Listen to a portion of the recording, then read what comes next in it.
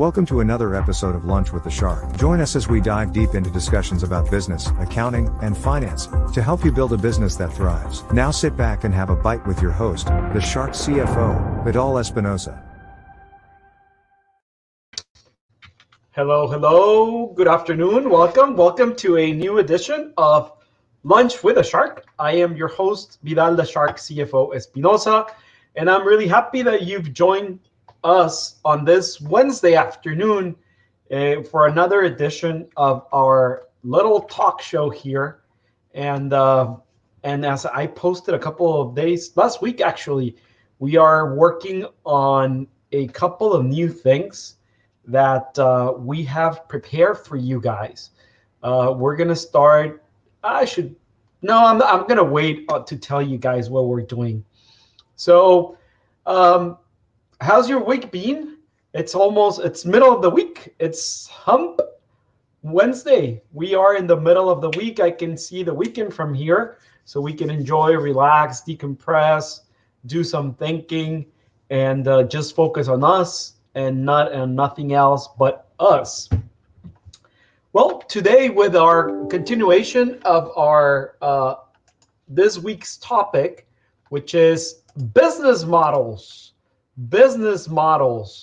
So yesterday we spoke about the importance of having a mindset to grow your company, a desire, a wish of having a big company. And now today we're gonna talk about, is it better to be a big business than a small business? Yesterday we discussed why should you be small? Why should I stay small? The advantages, disadvantages of staying small as a company, as a business. And today we're going to talk about the opposite. The opposite meaning, why should I be a big business compared to a small business? Remember, most of this is planning, and most of this is mindset. One thing is to really have the wish, or your gut is telling you, oh, I have to be big. And another thing is really going big. Okay? If you don't have a blueprint and good foundations to go big, what's going to happen? Okay? So as I said yesterday, we talk about the advantages and disadvantages of being a small business. And today, we're going to talk about growing something big. Is it best for your product? Is it the best thing for your customers? Are you and your business, is it good overall, right? Large companies have quite a few advantages over small companies. And we discussed this. Yesterday we said a competitive advantage of a large company, it's the pricing. Pricing, since the product that you buy at bulk, the cost per item goes usually down, and you have a bigger margin profits. Additionally, by being bigger, it actually reduces the cost of doing business and making the return on your investment on certain projects more attractive. It's very interesting because whenever you watch Shark Tank and somebody is producing or manufacturing a product, the first thing they ask is, how much are your revenue? Meaning, how much have you sold? Then they ask you units. And then they ask you, do you manufacture yourself or you buy it at bulk? If you manufacture yourself, they ask you, how much is it costing you to produce it? And then they say, well, how many items or how many units you must produce to get a lower price? Do you have like a little spreadsheet or information, like if you produce up to 10,000, 100,000, 200, 300, what would be the price? Because obviously the more you produce, the lower the cost. Scalable, right? So when you're that big, or when you want to go that big, you must have that information.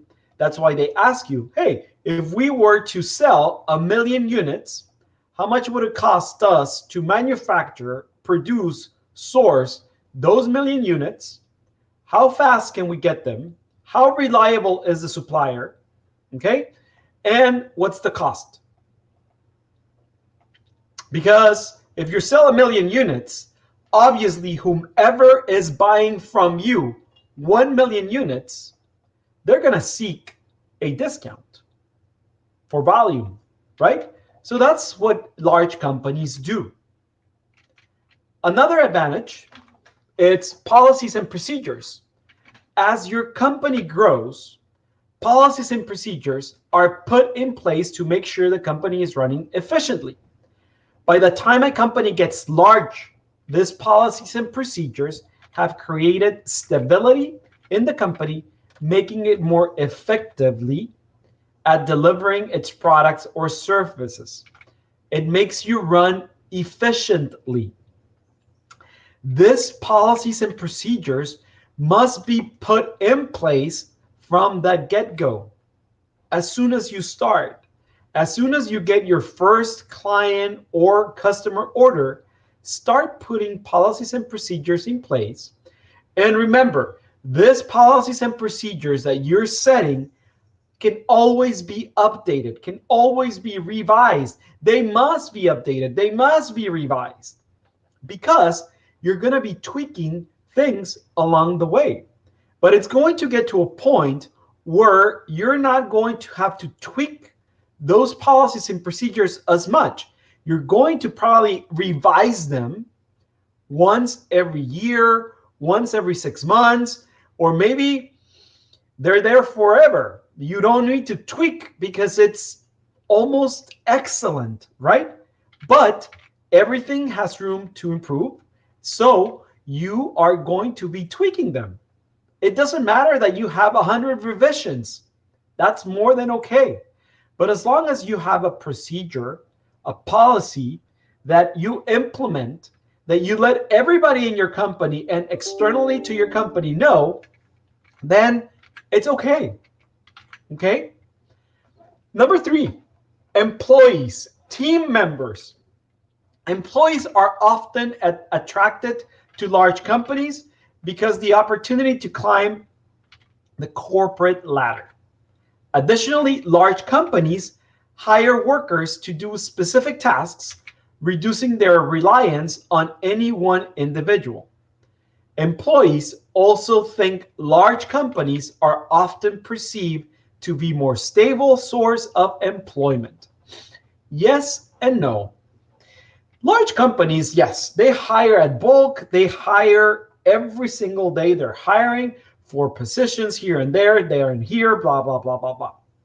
You have to be strategic on your hires. Okay, there's a saying, hire slow, fire fast. Okay, in your hires, you have to be strategic. You have to have a job description to what you're going to hire for. You have to analyze what's going to be that return on investment for the salary. Okay, because you just don't want to hire because you're overwhelmed in the company. No. What it's true is that maybe you do need a BA, which is a virtual assistant, or a PA, personal assistant, for you to take things off your plate so you can generate revenue. Okay, that's the main objective. Now, on a large company, there's a lot of moving pieces, and you have to analyze. You have to let your HR department tell you we have this much requirements that going to return this much. That's how you analyze it. Okay, by hiring these people, what's going to happen? Okay, maybe quality control is going to improve. Perfect. My return on investment there is humongous because it's making my product be better. Okay, so things, return on investment, it's not usually or should not be usually considered money. But if you improve quality control, for instance, it's going to reduce maybe your returns, which translates into money. It's going to reduce your unhappy customers, which will translate later on into happy customers, more sales. So you see how what I'm doing. Not everything is going to immediately go back into monetary return on investment. Another advantage is branding and history. Any company that got to be large didn't get that there overnight. Therefore, the company has a history and likely a brand that it's fairly well known, which can make marketing easier and less costly.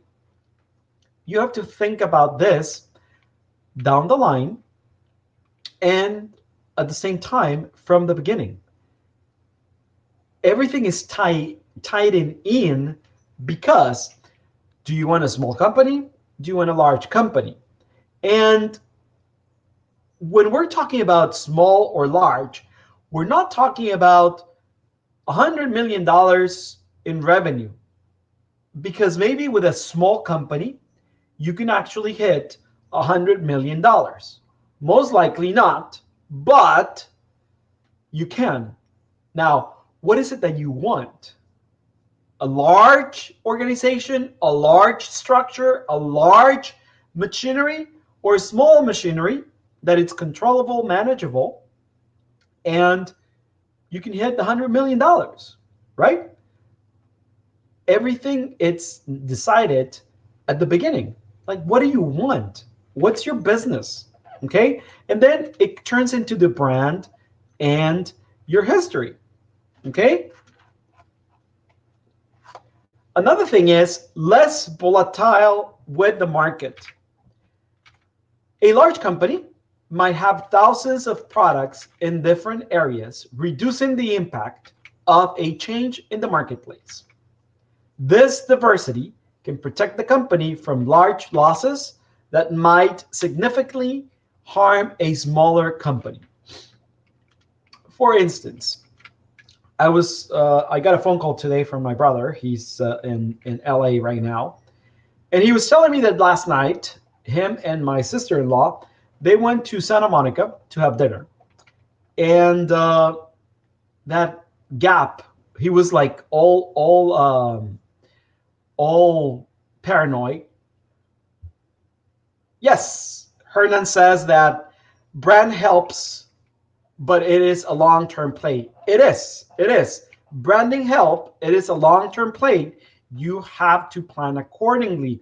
You have to want to build your brand by brand recognition, brand marketing, brand advertising, which is completely different than lead generation marketing or marketing to generate revenue. You are 100% correct. If you bet on your brand, you are building brand recognition, which is one type of marketing, which is going to create value to your company. Now, lead generation, generating revenue, it's also creating value to your company when it comes to revenue, and it will turn into current or actual profits.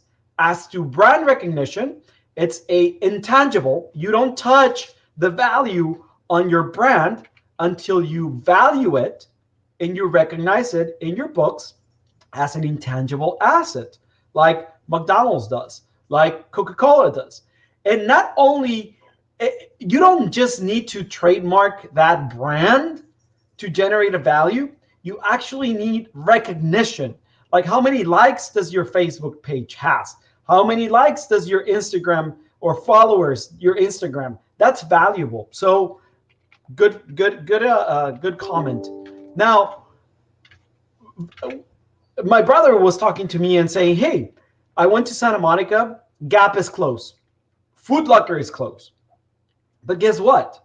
Their stores might be closed. Those companies have multiple products out there. They have Old Navy, they have Banana Republic, they have a couple of products or membership business models online that are supporting their overall company. It's a large corporation like Walt Disney Corporation. If you go to Walt Disney Studios, they have a wall with every single product, brand, company that they own under them. And me being a geek that I am when it comes to this, I took a picture of that wall and I was trying to add the value for each company. It's not impossible. I had no time. Something happened.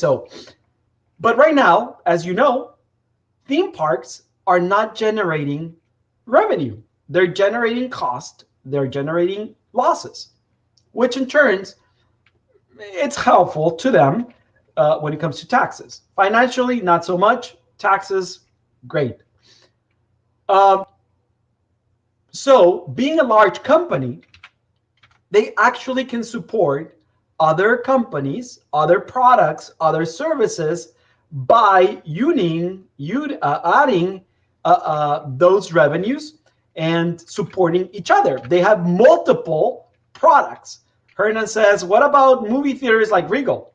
What assets do they have if what they sold was intellectual property? Well, the assets might be their facilities, which most likely are leased, and that's a liability. Their brand recognition, which is they are the second largest movie theater in the US and in Europe. So they might be selling, and mind you, they closed down temporarily all their movie theaters in the US and in Europe. It does not mean that they went bankrupt or they closed forever. Now, what assets do they have? They do have their brand recognition, somewhat, and some of their equipment, which is probably depreciated by now. And they don't sell intellectual property. They actually feature intellectual property, and I feel bad for them. I feel bad for the employees as well. They've been laid off.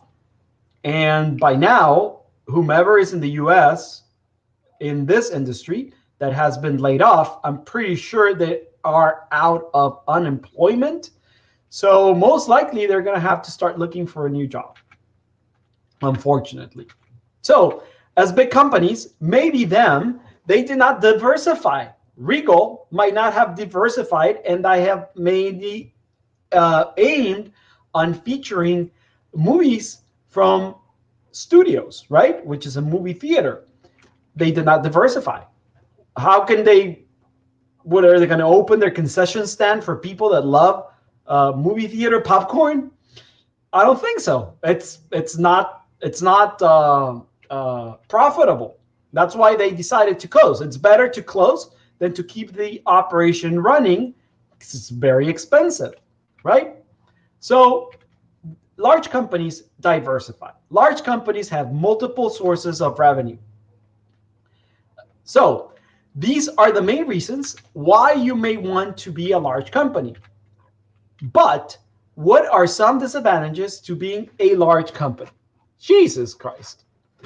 The first one is bureaucracy. Plain and simple. With all the policies and procedures in place, it's often tough to do things that should be simple, which reduces productivity, and it can be very challenging to do so, which makes companies inflexible. I'll tell you a story, true story from a real client.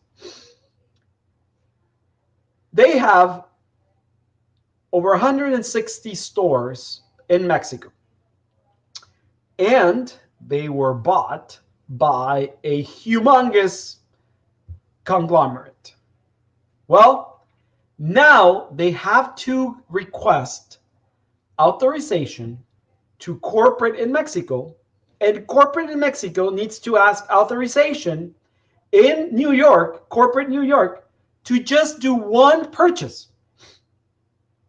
One purchase. by the time it's approved, they don't need the product or the service. It's been like, okay, we can live without it. Bureaucracy, it's one big pain in the butt. Lack of innovation. Many large companies are poor at innovating or innovate only incrementally, since people in large companies are worried because they're afraid of losing what they have. Market share, employment, profits. Story.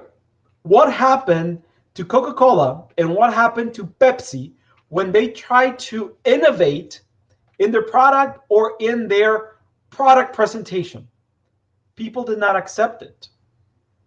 Plain and simple.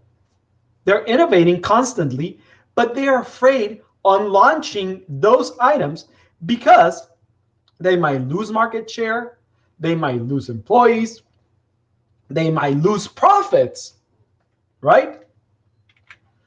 So it's better to create other companies that will develop those products, that will launch those products, or it's much better to buy current companies that are out there and that the products are doing amazing and they just put it under their brand. What happened with Coca-Cola and a water company? They bought it. They did not launch it. They bought it. What does Google, Facebook, Microsoft do? They bought Instagram. They bought WhatsApp. They bought this. They bought that. So they let other companies do the hard work, do the dirty work, and once they are proven that they are a good product, they go buy it. They go shopping. That's an advantage of big companies, but they buy it at a premium, which they can afford. Third, unclear vision or direction. In a large company, there are often many competing goals and not necessarily any one thing that anyone is working towards, except staying in course. Profit, revenue, profit. Those are the big companies. If you ever have the opportunity to be at a board meeting in a multinational conglomerate, which I've had, the CEO walks into the boardroom, and the first thing is, here are the reports. Here are the audited reports for this year. Why did our revenue did not increase by this much? And everybody from every division and every organization and everyone underneath is like, they have bullshit answers to him. Because this, because that. No. What the CEO wants to really know is, what the fuck are we going to do to get to there? Now, every organization under the holding, the conglomerate, the main company has a different vision or a different goal, direction that they want to. They're trying to protect their asses. They supposedly know their market. They supposedly know their numbers. But overall, what's the overall culture, organization, vision? Is very complicated to bring it down to 20, 30, 40, 50, 60 different companies. Walt Disney. But Walt Disney, it's the exception. Walt Disney, throughout their organizations, they do follow one objective and vision, and it's the one that Walt Disney left. So it's very difficult for big, large organizations to stay the course of the overall. This can lead to lack of focus on the main objectives of the company. A good CEO has to transmit the objectives of the company as an overall. As a business owners, you have the choice to be a small company or a large company. You need to determine which would be best for you and your customers to provide the best delivery of your product or service. Guess what? It's okay to be a small company. It is okay to be a small company. Trust me. Small companies can have humongous profits. Sometimes bigger profits than large companies. But it's all what you want. If you are a restaurant owner, do you want to become a McDonald's? Because you think that they have thousands of restaurants out there and they sell a shitload of hamburgers? But guess what? McDonald's knows their business. And as we said it, McDonald's, it's not in the business of flipping burgers or selling French fries. McDonald's, it's in the business of real estate. So they know their business.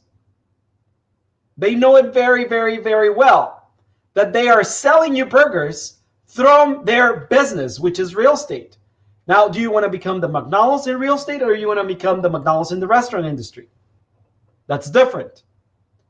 You must know your business, because you can actually be a small restaurant chain with the big McDonald's profits just from the restaurant industry, from the restaurant area.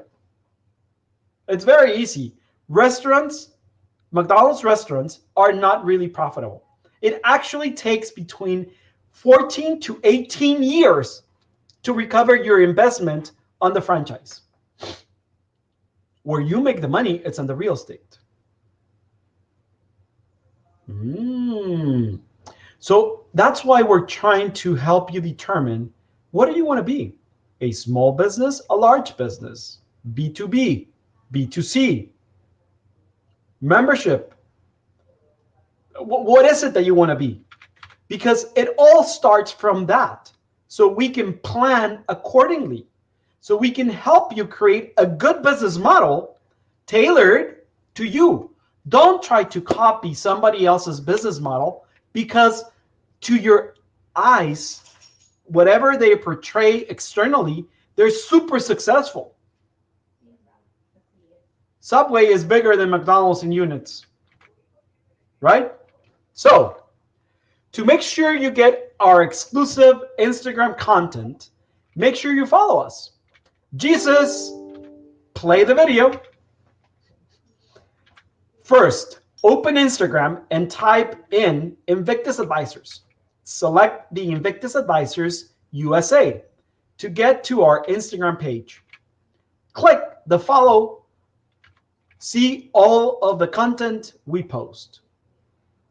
There I am. There it is. We have a lot of content, and it's fun content. It's nice content. So it's Instagram content. Now, tomorrow at 11 a.m., we will be doing a webinar if you're interested in moving your business to the US, and not necessarily moving. If you're interested on opening an office in the US, whether physical, a real office, or just having a virtual office, virtual presence in the US, we have over 350 registered guests that there will be attending. We have very limited space, and there is extremely high chances of this selling out. Selling out, it's saying one thing, because it's a free webinar. We're giving free information. We're giving free content. We're giving you tools.